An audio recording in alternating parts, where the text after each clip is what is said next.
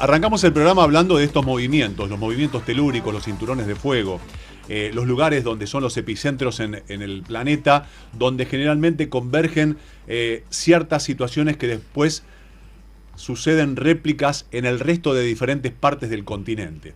Para muchos, un rompecabezas imposible o muy difícil de descifrar, pero para eso está la gente que estudia las profundidades, las placas tectónicas, los por qué.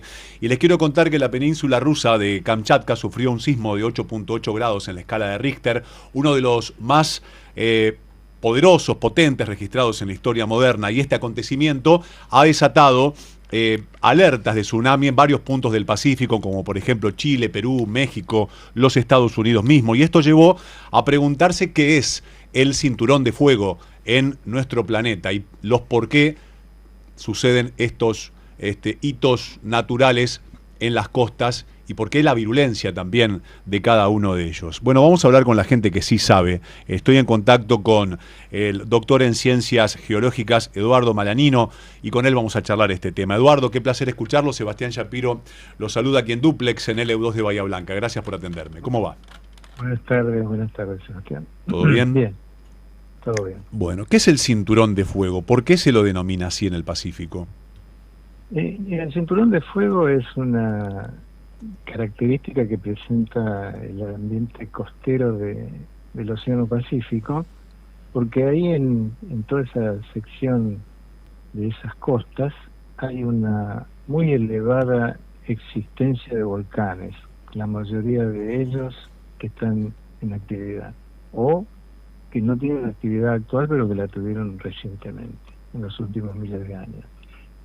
El por qué hay un anillo con esta característica a lo largo de todo el borde del Océano Pacífico está vinculado directamente con el arreglo geotectónico, la tectónica de placas que tiene nuestro planeta. Para simplificarlo, vamos a decir que el suelo del fondo oceánico del Océano Pacífico tiene una placa caracterizada por una composición volcánica de poco espesor, tiene un espesor entre 5 y 10 kilómetros, y esa placa se está metiendo por abajo de otras placas que tienen otra característica, son placas continentales. Por ejemplo, se mete por debajo de la placa sudamericana, por abajo de la placa americana, por abajo de la placa euroasiática, frotando, raspando esa superficie rocosa, y ese es el motivo por el cual ahí vamos a tener, en primer lugar, una muy fuerte sismicidad, y en segundo lugar, un vulcanismo muy particular, porque es un vulcanismo explosivo, de alta peligrosidad. El motivo por el cual tenés la sismicidad está vinculado directamente con ese rozamiento que hay entre la placa del fondo oceánico del Océano Pacífico metiéndose abajo de una placa continental. Hay que pensarlo de esa manera. Ese movimiento, si vos lo medís en una tasa anual, es de poca importancia, del orden centímetro, pero si estás midiéndolo en tiempo real, vas a ver que no es continuo el movimiento. Es decir, ese desplazamiento se traba. Las rocas son irregulares, al trabarse acumulan energía, es una energía elástica, pero estas rocas tienen un límite de elasticidad y cuando se vence ese límite se produce la ruptura. La ruptura es la manifestación, de la forma que se manifiesta la ruptura es con un sismo. El sismo, por ejemplo, que hubo ahí en la parte oriental de Rusia, se da justamente cuando se está metiendo una placa de fondo oceánico del Océano Pacífico por debajo de una parte de lo que sería la placa norteamericana. De hecho, actualmente la consideran una microplaca esa. Si bien forma parte de la placa norteamericana, tiene una cierta separación, basada justamente en la característica que presenta. Ahora, ¿por qué se vincula el sismo con el vulcanismo? Y cuando se está metiendo ese fondo oceánico por debajo del zócalo continental, esa fricción más la temperatura que se incrementa con la profundidad produce la fusión de esa sección de la placa oceánica que se está metiendo por debajo. Al fundirse, el magma empieza a subir, aprovechando incluso las fracturas que producen estos sismos. Y ahí tenés en superficie la formación de los volcanes, es decir, hay una vinculación directa entre esta área de sismicidad y ese vulcanismo. como forman un anillo a lo largo del Océano Pacífico, lo mencionan de esa manera, como vos lo acabas de decir, ¿no? El anillo de fuego, que está caracterizado justamente por esta actividad volcánica.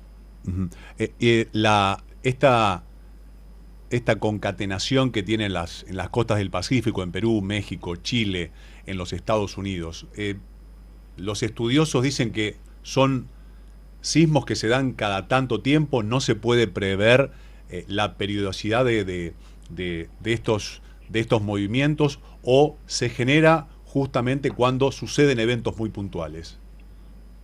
Vos decís la asociación entre vulcanismo y sismicidad. Claro, bueno, y la réplica en este lado de las costas del Pacífico. Sí, hay que tener en cuenta lo siguiente, vamos por parte. La periodicidad.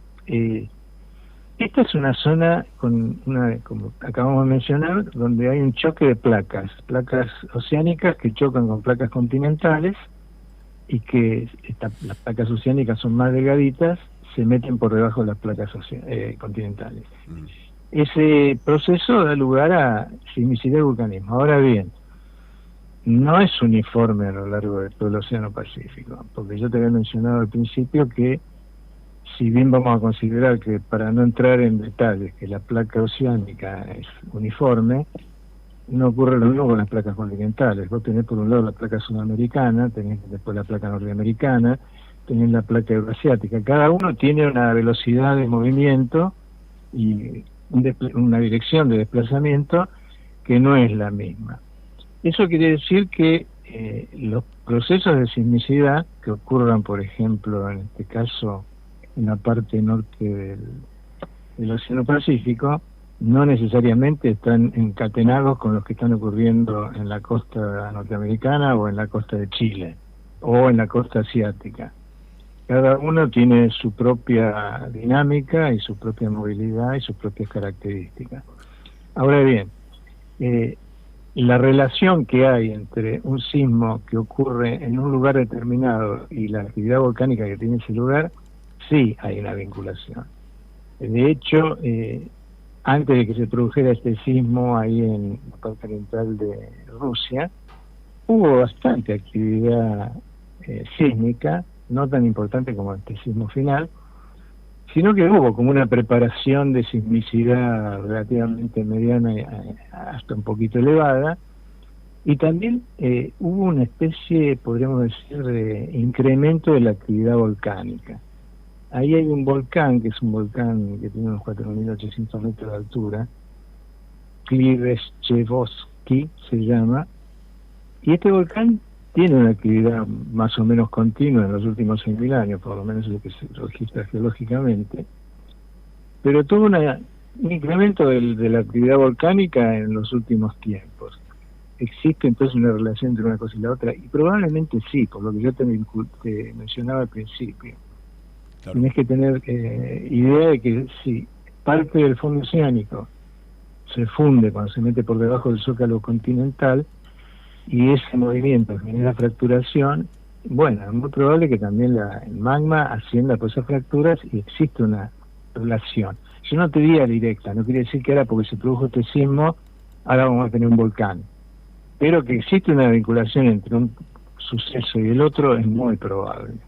Estoy charlando con el doctor geólogo, doctor en ciencias geológicas, Eduardo Malanino, a propósito de estos movimientos telúricos y también los volcanes, bueno, la erupción que hubo y también la réplica en toda la costa pacífica, incluso aquí en Sudamérica, con este cinturón de fuego que viene a descrito el doctor. Le quiero preguntar, doctor, si estos eventos, de acuerdo a los estudios, dan cuenta que vamos a vivir en los próximos años eventos de la misma magnitud, o esto se da una vez cada cientos de años, o una vez cada, pues digamos, hay que estar preparado para no construir frente a ciertas costas, para tener contingencias en diferentes ciudades donde se van a dar con mayor asiduidad este tipo de eventos, porque bueno, es todo un indicativo. Las costas anuncian, miren, ya con un tsunami en China, arrasó toda una ciudad costera y ya no se construye más. Bueno, son todas reacomodamientos hasta de la sociedad misma. Obvio, sí, por supuesto. Sí, es muy cierto lo que acabas de decir. En primer lugar, pensar que estos acontecimientos son eventualidades que pueden ocurrir cada mucho tiempo es el primer error que cometemos. Es decir, vivimos en un planeta que tiene mucha dinámica. Hay que pensar que es un planeta vivo. Este no es Marte. Marte es un planeta que tuvo una actividad geológica importante hace 4.000 millones de años, pero dejó de tenerla porque perdió el calor interior que tenía, que es el motor que, por ejemplo, en nuestro planeta mueve las placas.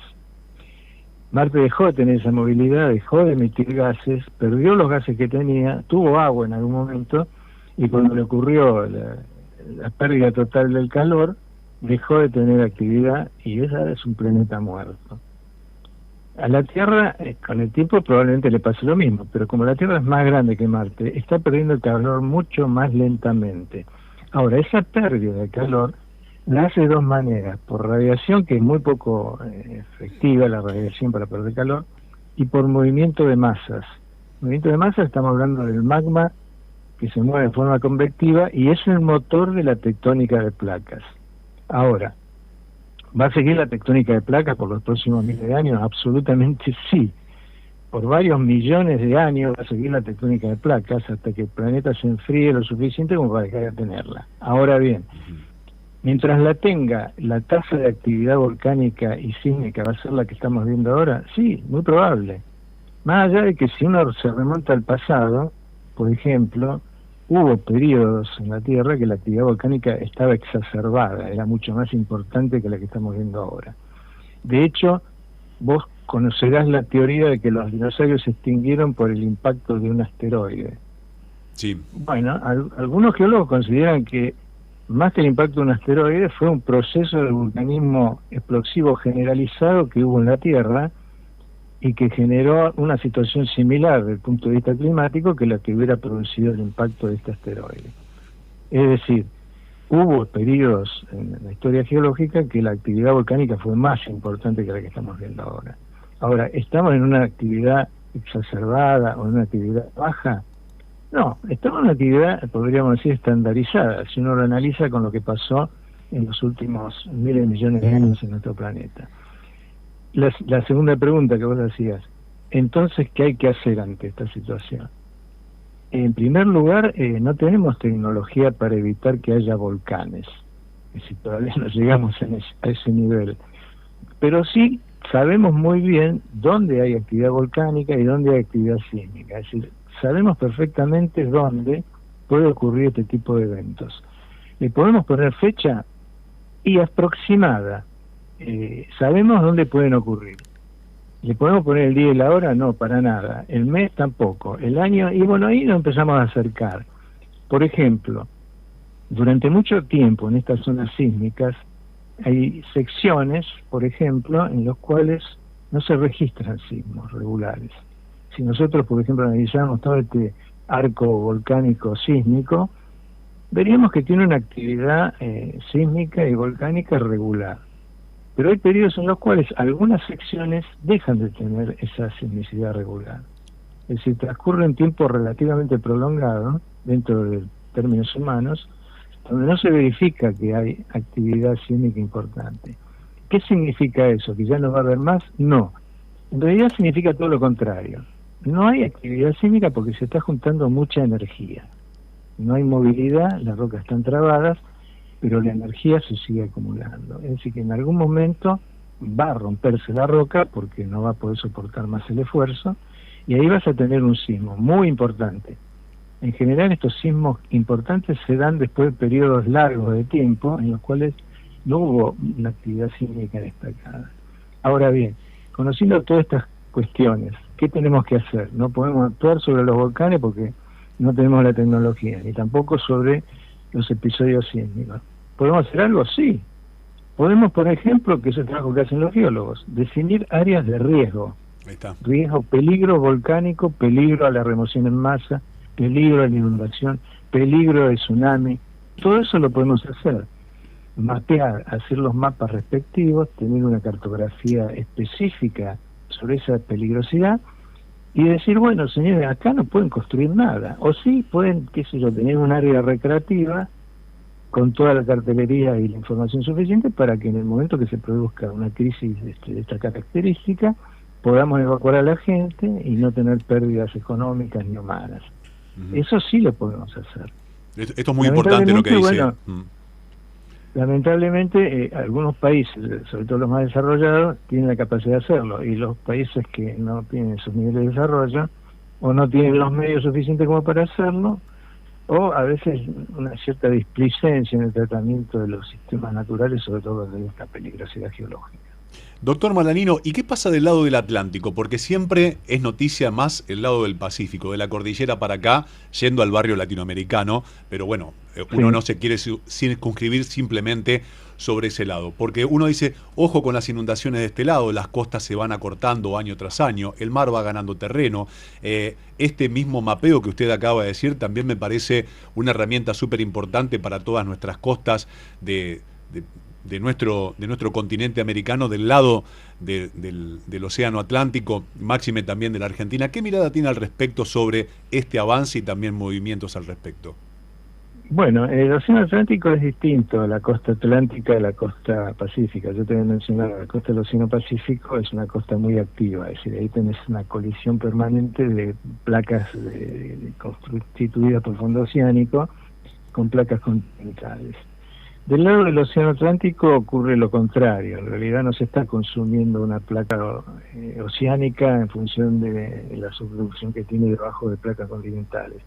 Acá lo que está pasando desde la época que Gondwana empezó a partirse por el medio, es que se separó Sudamérica de África.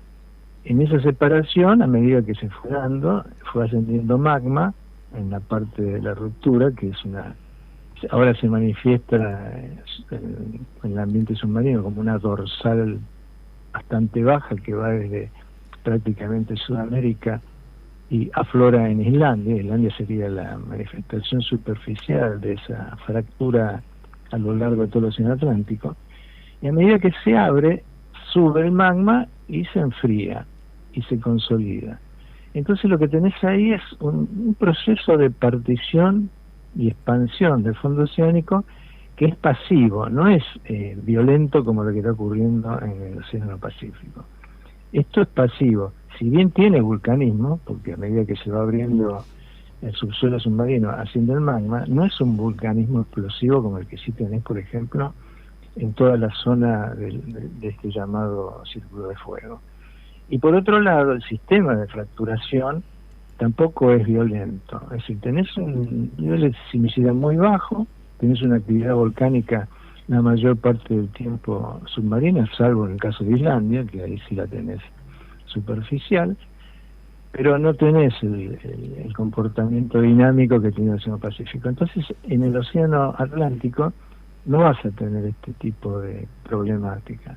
La sismicidad que tiene es muy baja, no quiere decir que sea nula. Por ejemplo, a veces se considera que la ciudad de Buenos Aires es asísmica, es decir, no tiene sismicidad. Bueno, sí la tiene. Acá ha habido sismos en la cava del orden de 4. Es bastante, pero no lo suficiente como para poner en riesgo vidas humanas e incluso construcciones. Ahora, ¿de dónde sale esa sismicidad? Bueno, es una herencia que tenemos de que se partió el Gondwana por el medio. Cuando se produjo esa partición, parte de la fracturación se dio en forma normal a la principal, que es la que en este momento marca la separación del océano Atlántico, y ahí se formó justamente la depresión donde ahora se metió el río de la Plata.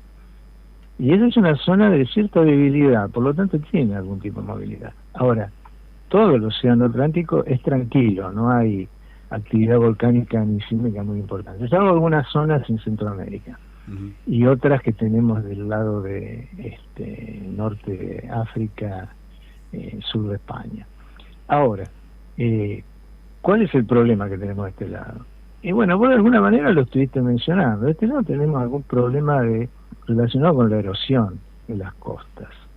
Es decir, tenemos cierto problema relacionado con procesos erosivos, pero que ya no están vinculados con dinámica interna planetaria, está más vinculado con problemas de carácter exógeno, algo que pasa en la atmósfera, en la hidrósfera, en los sistemas fluviales, si hablamos de procesos de inundación. Ahora, ¿cómo los corregís? Con la misma manera que estamos hablando antes. Vos tenés que hacer un estudio de peligrosidad geológica específico para cada uno de estos análisis, riesgo de inundación, riesgo de erosión costera, riesgo de erosión fluvial, y encarar de la misma manera que estamos mencionando antes. Bueno, hay ciertas zonas de riesgo que tenemos que evitar. Si podemos manejar esto, bueno, lo manejamos. Si no nos queda más remedio que ubicarnos en ese sector, desarrollaremos las técnicas y las construcciones necesarias como para atenuar el proceso erosivo o de proceso de inundación. Tal cual.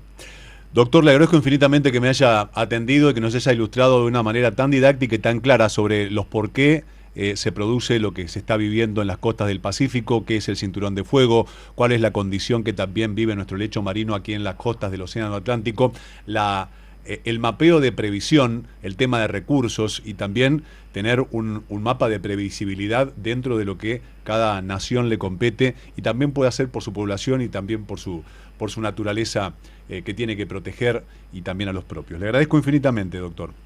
No, por nada, gracias a ustedes. Un abrazo. El doctor en Ciencias Geológicas, Eduardo Malanino, dándonos una masterclass de todo esto que se está viviendo acerca de los movimientos telúricos que nacen allí en Kamchatka, tiene esta repercusión en toda la costa pacífica y también lo que nos pasa a nosotros o lo que podría pasar en el Océano Atlántico. Esta nota, como todas las notas, mañana están colgadas en mi canal de YouTube. Sebastián Shapiro, por ejemplo, con Eduardo Malagnino, así se escribe, la van a poder escuchar completita en el canal de YouTube como todas las notas de todos los programas.